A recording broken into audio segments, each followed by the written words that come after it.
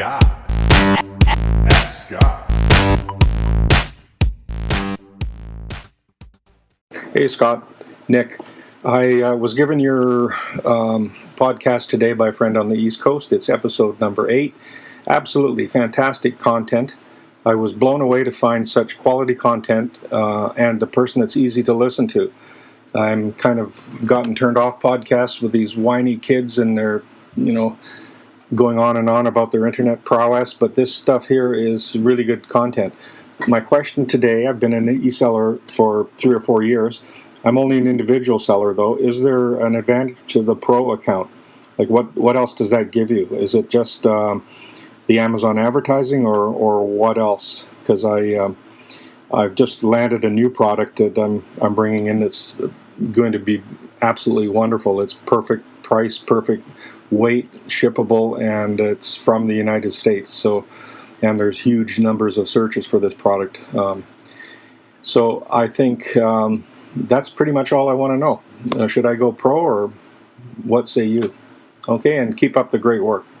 Hey, Nick, thanks so much for the question. And I haven't even answered this one ever before, and it's surprising because it is something that you need to consider when starting your business. Now, if you're just starting, getting your feet wet, then just a basic account will do you just fine. But with a professional seller's account, there is a fee to that. It's $39.99, I think, as of the time I'm recording this. But you do get benefits, okay? And if you're going to do this and make money at it, it's definitely going to pay for itself time and time again, okay? Because number one, it's going to give you discounted seller's fees, okay? Basically, there's usually a 99-cent item fee, and I believe that entirely is waived for the professional selling plan. So you get that. You also get some volume listing and order management tools, and you get also access to Amazon's marketplace, the web services. So you have API type things that you can connect with third-party softwares and all that stuff. And you also get eligibility for featured merchant status, which, again, that kind of works with the buy now box and stuff like that if you're doing retail ARB. But the main things that I see it as is you get access to like reports, you get access to pay-per-click, the Amazon sponsored ads, you get all of that stuff. You even get some, they send you emails every now and then to kind of help you, kind of grow your business, because they want you to grow. You as a professional seller, they want you to sell product, because the more you sell, they make. If you've listened to any of my income reports, you know that they make quite a bit of money on me, and I'm just a little guy. The guys out there that are making $100,000 a month and stuff, man, they're killing it, right? So those are kind of like the basic surface level things, but there's probably more that I'm not even mentioning here. But the big thing here is if you're going to be selling, and they kind of say like 40 items or more, then it's going to pay for itself, because there's your dollar per item fee, and that's going to be waived. So I definitely think just with the reporting, seeing that stuff, the Amazon sponsored ads, the pay-per-click, the management tools, all of that stuff is definitely going to pay for itself. And like I said, if you're going to treat this as a real business, $40 a month. Again, it's a tax write-off as well. It's a business fee. So I personally, if you're starting this, the first thing I would do is definitely get a seller's, the pro account.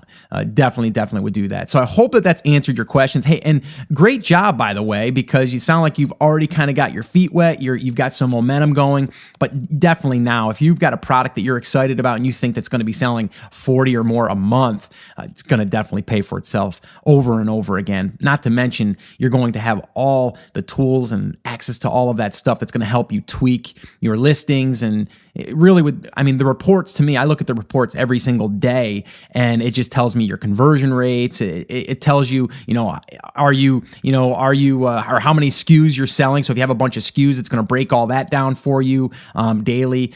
There's just so much. So yes, I definitely think that anyone doing this that wants to treat this as a business and wants to sell product, definitely I would go after the professional selling plan. So I hope that's answered your question. And anyone out there listening, yes, I would say go for it. All right. If you guys want to submit a question, head over to theamazingseller.com/ask, and you can do that. I want to also, again, remind you guys, if you're brand new and this is your first time to the show, I want to welcome you. I love hanging out with you guys. This is just awesome to be able to virtually connect like this. And that's why I love the Ask Scott sessions. But if you are brand new and you're just getting your feet wet and you don't understand the entire process, the entire business model, I would recommend attending one of my live free workshops. This is where I break it down for you in 5 phases: how to pick a market and a product, how to source it, how to do a pre-launch, how to do a launch, how to promote the product, and everything in between. We go over that on a workshop, and we go through every single thing. We also do live Q&A. So if you want to attend one of them,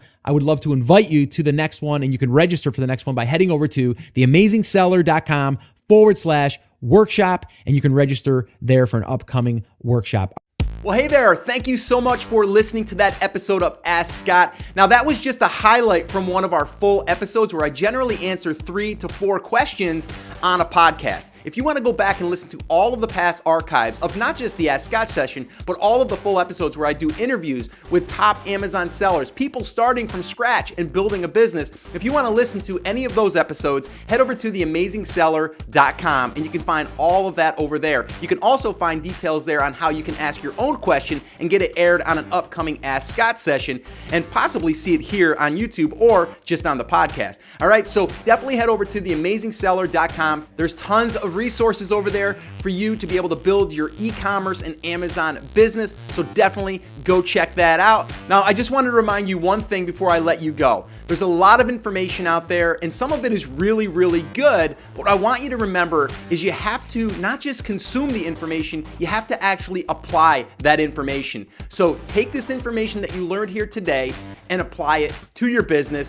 And this way here, you can get results. As my shirt says, I wear it almost daily. Take action. We'll see you guys.